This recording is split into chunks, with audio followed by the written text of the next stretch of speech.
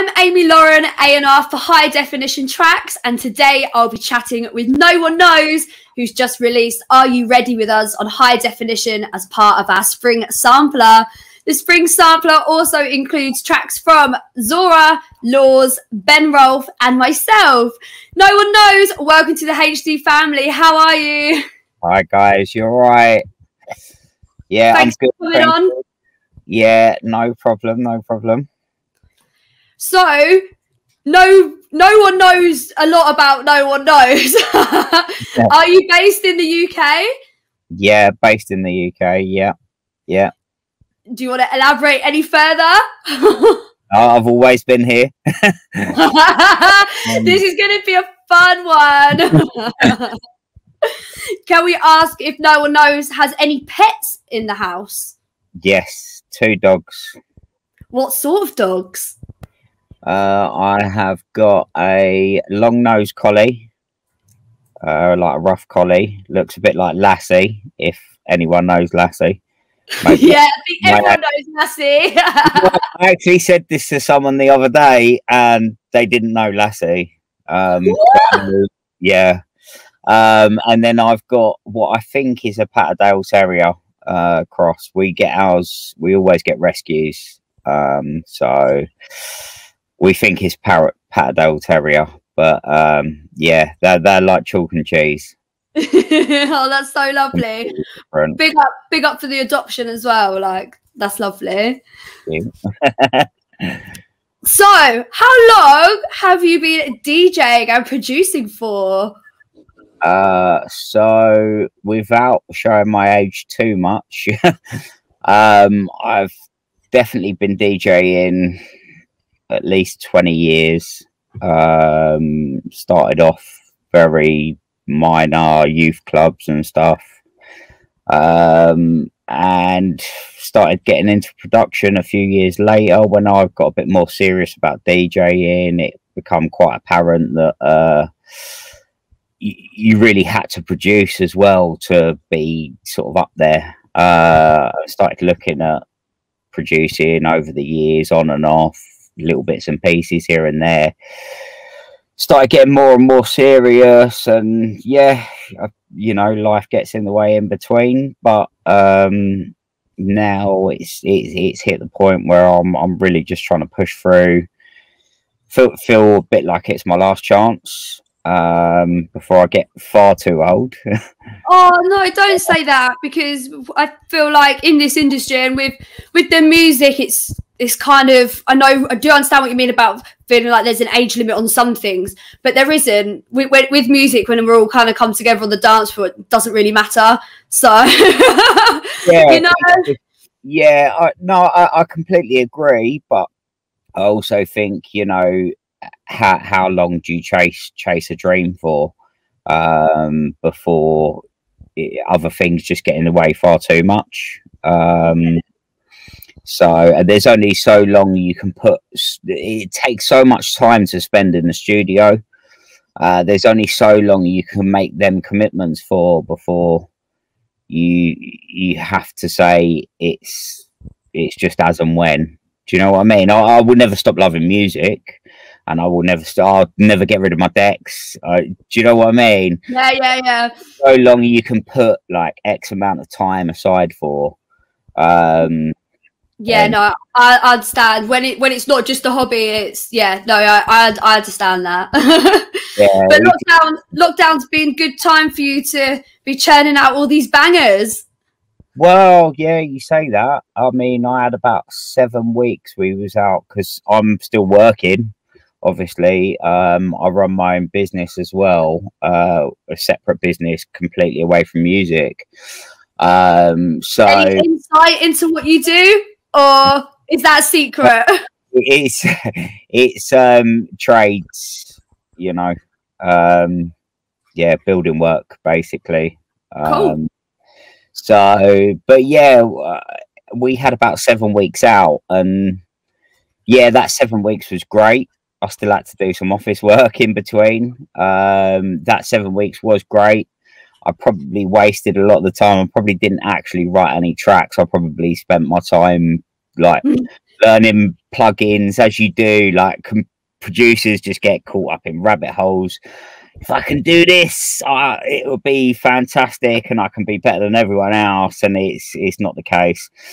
But you've got to go down them, unfortunately. But yeah, no, I had like 7 weeks, but I've been doing this on the side, on top of work. So it's not like I've just had endless time throughout lockdown to be producing music, and I'm hoping that I can keep it going on top of work until the time says that I can leave work, basically. Definitely. Well done, and credit to you for having to juggle that and working in the pandemic as well.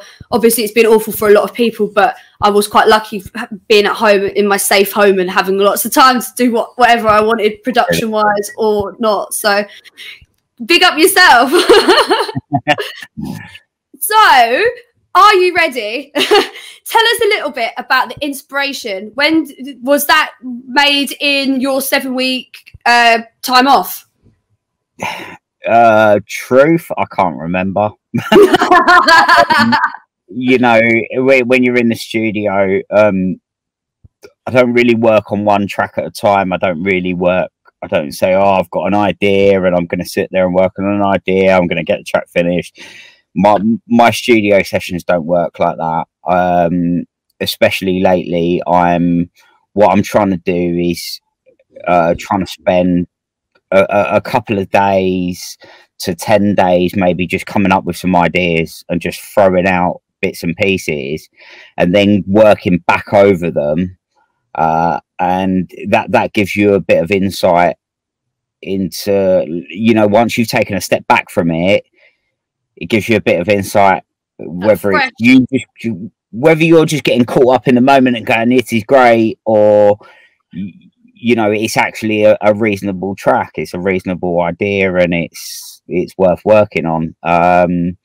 So in terms of Are You Ready, I vaguely remember doing it. The sample wasn't particularly original. It was a sample that come out of a plugin. I'm not going to go too far into that.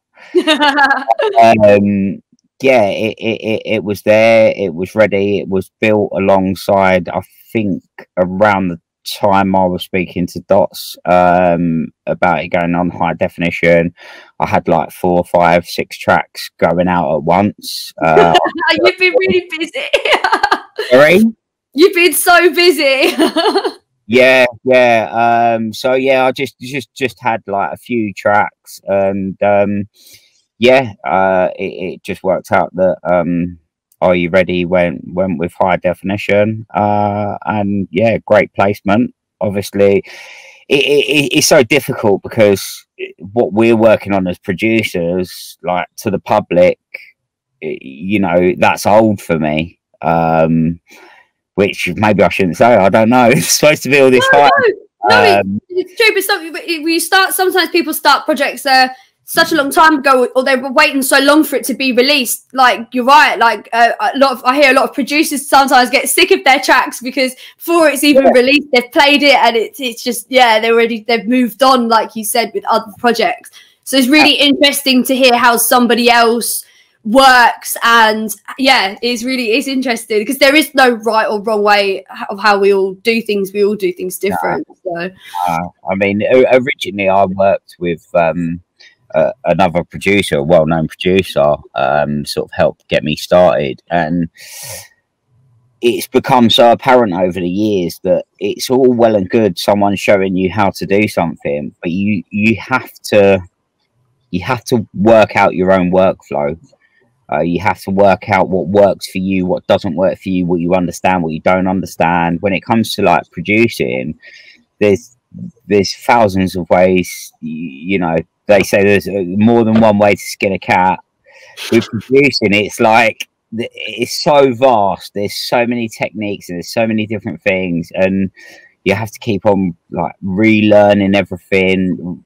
Just putting it into your mind constantly. That's how you do that. But there's loads of ways to do things, and you've got to learn your own way, basically. You can't just be shown. unfortunately. No, no, definitely not. And like you said, then you discover your own sounds and stuff as well within that. Like it's incredible. Yeah, it's hard work. It's a never ending, you know. I bet if you picked up some of the oldest, best producers in the world, they would be saying, I'm still trying to learn, I'm still trying to do this, I'm still trying to do that. Yeah, in fact, I had it from a tutor that I had. I done a course at Point Blank, and I said to the guy that one of my tutors, I was like, "How long did it take you to learn to play like that?" And he's like, "Well, I'm still learning all the time," and it's a never-ending thing. Definitely, music is adapting all the time. The equipment's changing all the time. Like even in this short time I've been a DJ, like it's crazy, crazy. Everything's always moving so fast. Like, yeah. Are you ready for me to ask you some questions? You can do. I'll try and answer them. I don't know how good my answers are going to be, but yeah, let's do it. Let's try. Let's go for it. First question. Tell us something really random about yourself that nobody knows. So this question, I really just, I have no answer for. I'm just normal. I'm normal. What would you expect someone to come up with for that answer? I don't know. Yeah, I'm pretty normal, unfortunately. I've got nothing particularly random about myself, you know. That's fair. We can move on to the next question because I was trying to think of stuff and I thought, even though I asked these questions, when they're fired back on me, I always think, oh. Have you asked other people that question? I'm interested to know. Yes, you have to watch them all back because they're all so vast. Like sometimes it's a skill or an interest that's just that you might not think's the normal, but then what is normal? Because your normal, it might be very different to my normal. Okay, so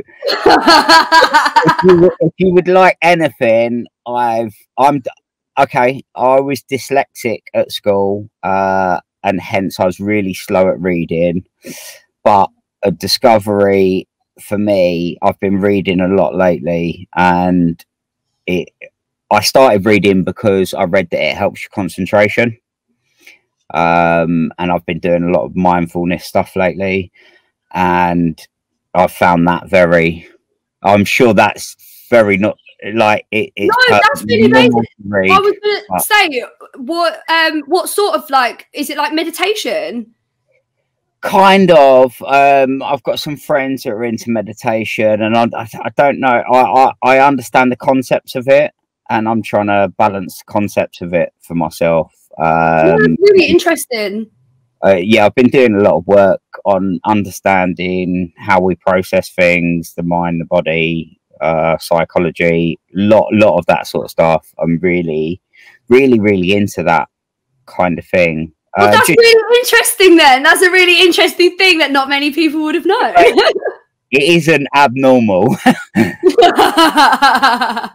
There's definitely a lot of people getting into that sort of stuff at the minute, and I think it's really good for people. It's really good to understand massively why you're thinking certain things, the way that your brain operates. Yeah, 100%, and with feelings as well. Like especially in the music industry, it can be quite difficult and quite challenging, and it's normal to experience different feelings and thoughts towards things, and if we can understand it and talk to each other, like that's amazing and really, really helpful, especially in this industry. So that was a really good answer. I tell you what, actually, just while we're here, if anyone does listen, I also did a Mike Monday course. I don't know if you've heard of Mike Monday. He's really good. So he was done pretty well as a producer and DJ. And he does some courses that they're based around music because that's where he come from, but a lot of it is psychology of how we work, beating yourself up and stuff like that. So if anyone is interested, definitely check out his courses, because that was one of the first things that opened up my mind to understanding a lot of psychology, a lot of meditation, a lot of stuff like that. You know, I heard it from a couple of different places. Picked up on it from various angles. But yeah, it definitely helps. Definitely helps. What's the name again? We'll drop a link.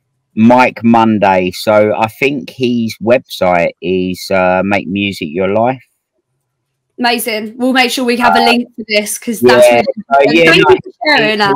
Really cool, and it was one of the first things that I started to understand about not producing music, because I don't think producing is not the whole battle. It's being able to get into the studio, and it's being able to, if you have a shit day in the studio, like, go back in there tomorrow. Do you know what I mean? Like, a lot of people, like, they have a shit day and don't come up with anything, and tomorrow they just sack it off tomorrow because they're pissed off with themselves for like a month.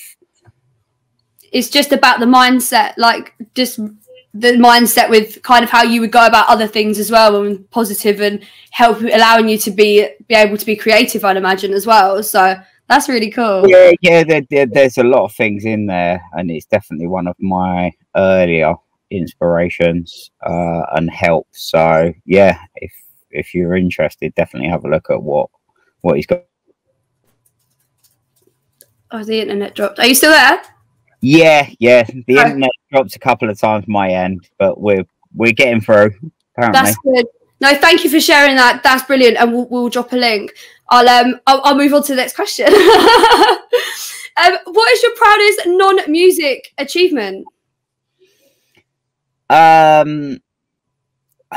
Again, I've really shit answers. I can't think of anything that I've been really proud of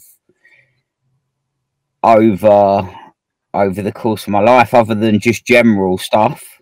You know, obviously I'm proud every time I look at my nieces and I talk to them, and all of the rest of it. How old are your nieces? My nieces are 7, 14 and 16, I believe. Oh, do they love your music? I don't share my music with them. They're teenagers, and they're like, yeah. I was a teenager when I started getting into house music. Yeah, but I think you take that direction if you want to, and I would hate to try and force anything on anyone. Do you know what I mean? It's not forcing, it's just have a listen and take with it what you want, because you know if you like music or not. You don't. Yeah, I appreciate that, but I'm kind of just like, you know, I think my kids will grow up like listening to it, so that they have that thing, whereas my nieces, you know, we don't, they've got their own family, do you know what I mean, their own mum and that, and within their household, like, I'm quite different to my sister in musical tastes and stuff. It's not like yeah. No, I understand. We'll see. Yeah, I'm kind of hiding it as well, because I'm like, they'd just be like, I'm just uncle to them. No, it's really interesting, because I'm getting a little bit of an insight to No One Knows, but not too much. Yeah, yeah, we have to keep certain things concealed, don't we? But of course. We'll move on to the next question. Who are your heroes, or who's your hero? They could be your children. So we're talking about any hero. Mm-hmm. Okay, so musically, if we're talking overall, I would say someone like Stevie Wonder. Legend. I don't think I'd even have to explain. What? I'd have a difficulty. We could be here all year if I started to speak about like underground artists and different artists. Do you know what I mean? Fair enough. And I've gone through my paces. You know, I used to mix drum and bass years ago. I old school garage, all on vinyl. you know, so I've been through my paces with different genres and stuff. So like I say, we could be here all year. There's no point even really going into that. But in terms of like life, and I think this is what most people don't really consider, is doesn't matter really what you're doing in the music industry. You've got your friends and you've got your family, and you're going to be around them. It doesn't matter. Yeah, you might go touring or whatever the case is, but, and again, this is probably coming back to the like the mindfulness like scenario. Like, you've got what you've got. Like, that isn't going to change. The core isn't going to change. And the people, like, my biggest heroes are like just friends, family, people around me. That's a great answer. Have got me to be here in the mindset that I am, regardless of where we are in terms of music. Do you know what I mean? Like, take the music out of the equation, and I've still got the person that I am. So yeah. No, that's a really good answer. I love that. That's lovely. Yeah. You keep bringing everything back so nice and meaningful. This has been a really good chat, and we're not even finished yet. It's a chat, but I felt like it was a bit of a shit interview, because I'm like, no, it's come across as really boring and morbid. Like, no, no. Okay, well, this next one we'll see how boring you are. When was the last time you laughed really hard, and why? Okay. So I thought about this, and it was the other night, just with my other half, but I can't tell you why. It's just so not. Yeah, but it's like, when do you really laugh over something like really, really hard? And it's always over nothing. Like, no, yeah, I could. Yeah. Sorry, the internet connection just dropped. It's a bit sketchy there. Are we back? So I was laughing. Maybe I broke your speakers.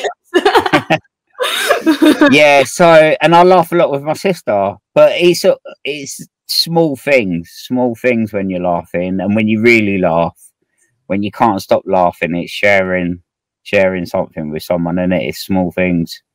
No, it's amazing. You can't beat a good laugh. What was the one track that got popular that you just couldn't stand? And I'm not throwing shade on any singers, producers, but we all had that one track that we're sick of hearing, right? Okay, yeah. So there's so many, but again, unfortunately, I don't keep note. So that's fine. We can move on. That was easy. Well, yeah, I don't know if I want to. I could say Barbie Girl, but would you even remember that? I don't know. Maybe I'm showing my age again. Maybe I'm showing my age again. I'm a Barbie girl. You know, Barbie. I'm not even going to sing that. That's really bad. that was a while ago as well, wasn't it? Yeah, there's a lot of tracks that really irritate me, but I tend to just turn them off. That's always good when you could just turn them off. Indeed. Do you have any weird skills or talents that you'd like to share with us? Not at all. Again, I am normal. I'm not trying to convince you that I'm normal, but yeah, I don't have anything weird skills or talents. That's okay. It doesn't mean you're boring. It doesn't mean you're boring at all. Yeah, I'm boring. You're not boring. In fact, I find myself quite boring. But especially through lockdown, at least before you could go out and try and pretend that you're interesting. Now, well, didn't you? But yeah, unfortunately, I'm boring. I've got no weird skills. I don't create rainbows or anything. That would be awesome, wouldn't it? Rainbow. Yeah, I can't do it. I can't do it. I've been trying for a while, but no, it's not working. What is your most embarrassing moment? Okay, so I've had plenty of embarrassing moments. We all have. Again, this is normal. It's very, very normal. Plenty of embarrassing moments. If you're talking about DJing, once I played Lightbox main room about 4 o'clock in the morning. There was something going on, like there was a bit of confusion over set times and stuff, and it was all a bit not heated, but it was a bit long-winded. Everyone was confused, and I come on, and I think I can't remember quite what happened, but the long and short of it was I unplugged the other DJ's USB, thinking that my track was playing, and it just stopped. It was obviously a track off of his USB that was playing, and the music just stopped. Which 4 o'clock main room. Oh my god! Yeah, it's pretty good. It's a pretty good moment for me. But yeah, like a professional, I just pressed play on the next day. It has to be done. It has to be done. And What you do? I mean, even as like someone, like I DJ off USBs, and even when I'm swapping over, even if I know that USB is in that CDJ, I always have that moment of when you eject it, like, oh my god, what if it actually stops? Like, it always happens, even if I know it's the right one. Yeah, there's so much fear with DJing, isn't there, that like you're gonna fuck up. I don't know if I can say that. Dots can edit that shit. It's live, baby. Yeah, there's always that fear, but do you know what? It's something else I've learned along the way is we're human. Do you know what I mean? It's like, thrilling though, isn't it? Like you've got to take it with a smooth. Like you can't have a good set unless you have a bad set. Exactly. There's got to be that bad set to have a good set. Definitely. And like there is that thrilling about it, like even when it's going wrong a little bit, or you can see the crowd's not quite there, and you're using your skills to try and work out what you got to do to get this crowd going, and there is that little bit of like, it makes your heart race, but it's part of the fun, I think, as well.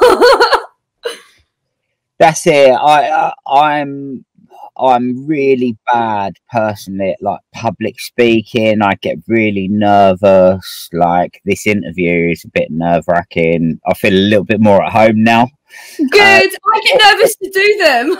Yeah, all of this sort of stuff is new to me. You know, I started DJing because I didn't want to be the person on the mic. You feel like, but I feel protected behind the decks when I'm there. That feels natural to me, and I can jump up and down and dance like an absolute twat, but I'm kind of protected by the decks. I feel like I'm not even exposed like in the dance floor dancing. I can just hide because I'm not like, I'm not a shuffler. I'm not doing I'm literally like, I just sort of nod my head, bounce around a little bit, and behind the decks you feel like you can really get involved. And it's one of the most secure places for me, to be honest. I feel really comfortable behind the decks, even though I get a bit funny. It's a bit of a safe ground for me. I don't know what it is. No, I understand. I can kind of relate to it as well. Like amongst all the madness, like you can find a calm in that space. Like there's nothing like it. It's addictive. Yeah, maybe it's the concentration as well. Maybe it's you're separating your space from everyone else's, and you're concentrating on what's going on. Where they're just living in the moment and just, heads all over the place. But yeah, I don't know what it is. Since I started DJing, as I said to you earlier, I started producing because I wanted to DJ. and yeah, it's just all come from a certain place. I don't know what that is and where it's going to go, but well, we look forward to seeing where it goes in the future. All board HD, let's go. Do you know any funny jokes? So this question, yes, I know plenty of funny jokes. Depends where you want to broadcast, though, doesn't it? I think Bot said to me that he wanted some. Yeah, I don't know many funny jokes that are not crude. That's okay. We can move on if you want. Well, I can tell you a joke and you can edit it later if you want. Okay, do it. Because I've got old school jokes and I'm going back to days of. Would you know who Mike Reed is? No. I do. No, who's Mike Reed? James knows who Mike Reed is. Who's Mike Reed? Frank out of EastEnders. Oh, yeah. Frank out of EastEnders. You know who it is as well. Yeah, got ya. An old school comedian. So anyway, I'm going to tell you the joke and you can blank it out. What's the similarity between Kodak and a condom? Don't know. They both capture those special moments. That's actually quite funny. I didn't see that coming.